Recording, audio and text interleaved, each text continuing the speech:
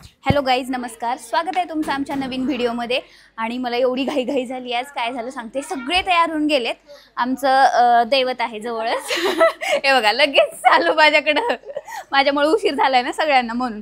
तर आम्ही जात आहोत परचंड्याला. आमच्या गावाच्या खूप जवळ आहे देवदर्शन करण्यासाठी. आता निघालोच आणि मेंबर दाखवते मी तुम्हाला. एवढे सगळे मेंबर हे इकडे इकडे. एका गाडीत तर शक्य नव्हतं म्हणून आम्ही आता 2 गाड्या काढल्यात. आणि आणू हे आमच्या वहिनी.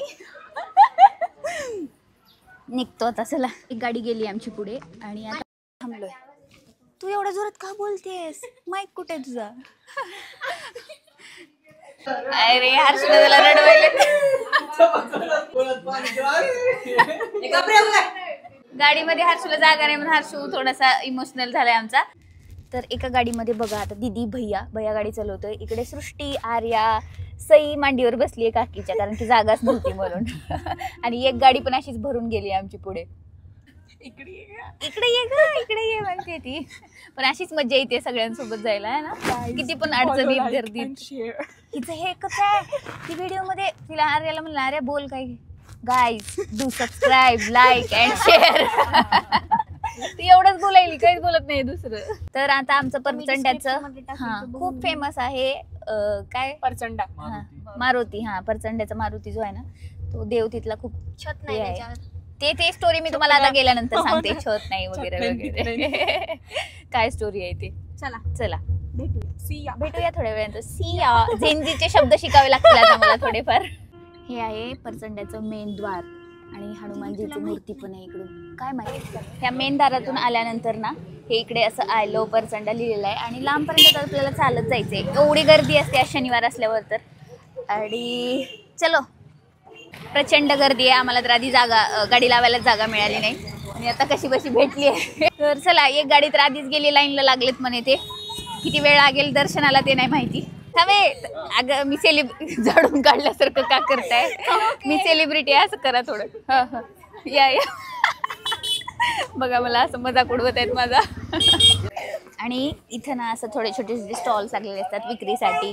काही असतं म्हणजे डब्बे, बांगड्या, जे काही घराचं सामान लागणारं ते सुद्धा. आणि मेकअपचं सुद्धा. सगळंच काय काय आता देवदर्शनाची ते यात्रेसारखं जसं असतं ना तसं थोडक्यात छोटीशी यात्रा भरल्यासारखं हे बघा असतं. प्रसाद वगैरे. आणि इथला प्रसाद मला इतका प्रचंड आवडतो ना, म्हणजे जे पेढे असतात ते. आणि सोबत देवाचे जे आहेत प्रसाद देवाचा. इथं भातवरण खूप प्रसिद्ध आहे. आणि भातवरण खाल्ल्याशिवाय तर आम्ही जातच नाही. खूप जास्त फेमस, खूप जास्त टेस्टी असतं गाईज. खूप वेगवेगळे स्टॉल लागलेले आहेत. बरेच लोक इथं खरेदी पण करत आहेत. इकडे प्रसादाचं गर्दी, पेढे, नारळ, जे काय काय घ्यायचे ते आहे. आधी आम्ही दर्शन घेतो आणि नंतर बघूया काय घ्यायचं काय नाही. चला, या आजीकडून आम्ही नारळ गेलो. नारळ सोलून देत आहेत आजी देवाला फोडण्यासाठी. आमच्या बयानी नारळ फोडले, किती छान झाले बघा. बया दाखव.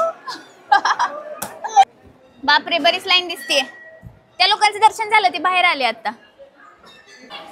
हे भगवंता आशीर्वाद असू द्या.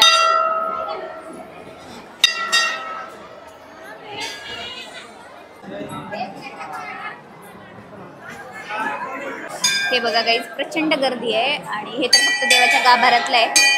आवाज येतोय का नाही माहिती नाही मला. आणि हे वर बघा गाईज, ओपन आहे पूर्ण, म्हणजे बिलकुलच छत नाहीये, फक्त उजेड येतोय.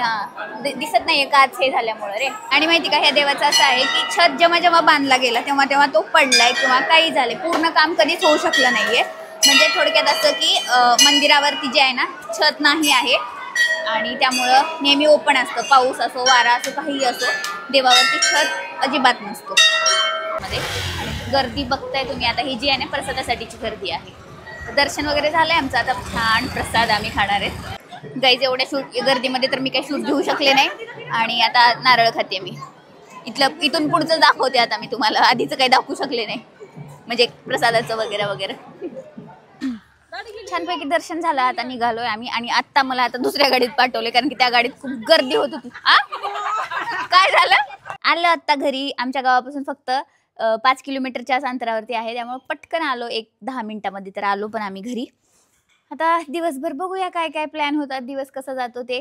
तर त्यासाठी व्हिडिओ शेवटपर्यंत तुम्ही पण बघा. चला, आता आणू आले, मी थोड्याशा गप्पा मारून घेते. आणि बघा, हे आमच्या जुन्या घरी असं होते, दगडाचे घर होते. आता एवढंच एक घर राहिले, बाकी सगळे असे बांधकाम झालेत आमच्याकडे. आतमध्ये जावं लागतं का?